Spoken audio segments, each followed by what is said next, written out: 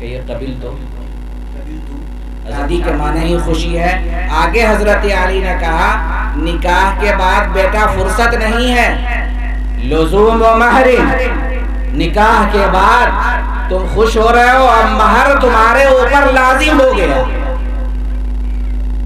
اور اس کے بعد آگے فرمایا ہموم و دہر، شادی کر کے بہت زیادہ خوش مت ہو، پوری زندگی کا غم اب تمہارے ساتھ لگ گیا ہے، بیوی کے حقوق، پھر بیوی سے بچے، ان کے حقوق تمام کو پڑھانا لکھانا، فکر مندی تمہارے اندر اب آنی چاہیے۔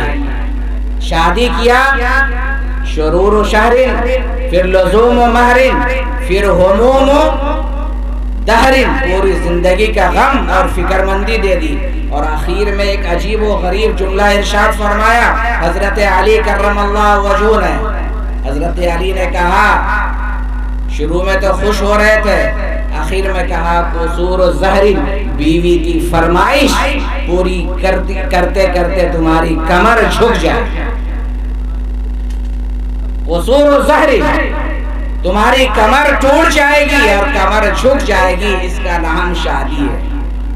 ماشاءاللہ ہمارا نوجوان بھی انہوں نے بڑی ہمت کی ہے شادی کرنے کی، اللہ تعالیٰ ہر موقع سے ان کی مدد فرمائے۔ اب ایجاب و قبول ہوتا ہے، نکاح دراصل نام ایجاب و قبول کا ہے، اب ایجاب و قبول ہوتا ہے۔ پھر آخر میں آپ تمام حضرات ان کے لیے دعا فرما دیں گے۔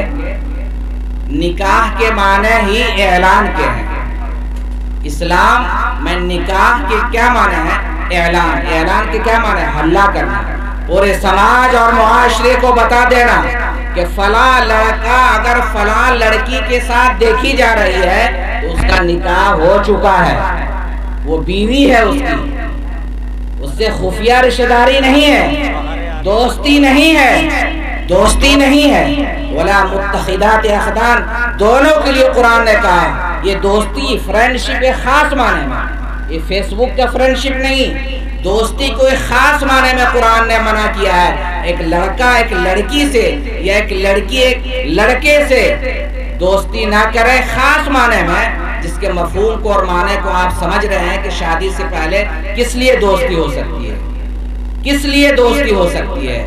تو نکاح کے معنی اعلان کے ہیں، تو میں یہ اعلان کرتا ہوں کہ یہ جس لڑکے کے نکاح ہو رہا ہے اس کا نام ہے حافظ محمد فیاض، اور یہ صاحبزادے ہیں، لڑکے ہیں جناب محمد اکرام صاحب کے، رہنے والے ہیں بسکی کتا۔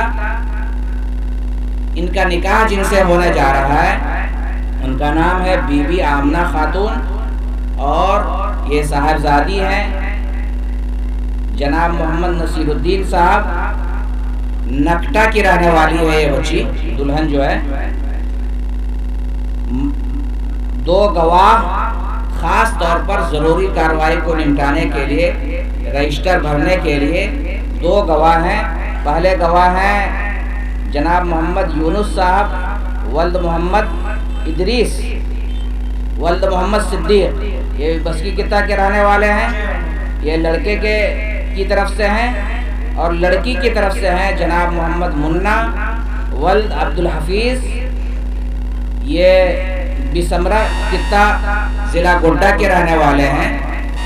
لڑکی سے جو اجازت لے کر کے آئے ہیں، یعنی لڑکی کی طرف سے وکیل ہیں مظہر الحق، ان کے والد کا نام کیا ہے؟ کا خادم ہوں، وہاں نائب قاضی ہوں۔ تو میں نے اس امام شافعی رحمۃ اللہ علیہ فرماتے ہیں، چونکہ علماء کی یہ مجلس ہے، اگر کسی نے عربی میں قبول نہیں کیا تو نکاح نہیں ہوا، اس لیے ہمارے علماء کو اردو میں کے ساتھ ساتھ عربی میں بھی لفظ قبل، تو عربی زبان تو جنت کی زبان ہے، اور ہم ایسا نکاح پڑھائیں کہ تمام علماء کی نگاہ میں نکاح ہو جائے، اس لیے اس کا اہتمام کرنا چاہیے۔ ماشاءاللہ ایجاب و قبول ہو گیا ہے، بس مختصر دعا کر کے نکاح کے اس پروگرام کو ختم کرتے ہیں، پھر آگے مختصر ہماری بات ہوگی۔ ویسے تو زیادہ تر باتیں ہو چکی ہے، علماء کی ایک بڑی جماعت موجود ہے، ان کی باتیں ہوں گی انشاءاللہ۔ دعا فرما لیں۔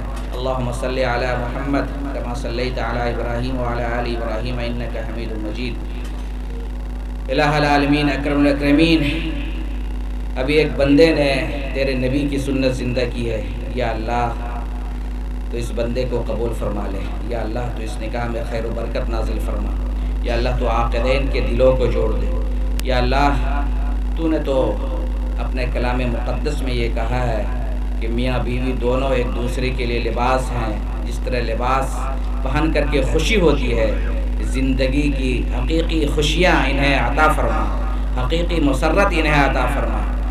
یا اللہ تو عاقدین کے، زوجین کے، میاں بیوی کے دلوں کو جوڑ دے، دونوں خاندان کے دلوں کو جوڑ دے، دونوں کے درمیان الفت و محبت عطا فرما، ایسی الفت عطا فرما جیسے الفت و محبت کے نبی کرم صلی اللہ علیہ وسلم اور حضرت عائشہ صدیقہ رضی اللہ تعالی عنہ کے درمیان تھی۔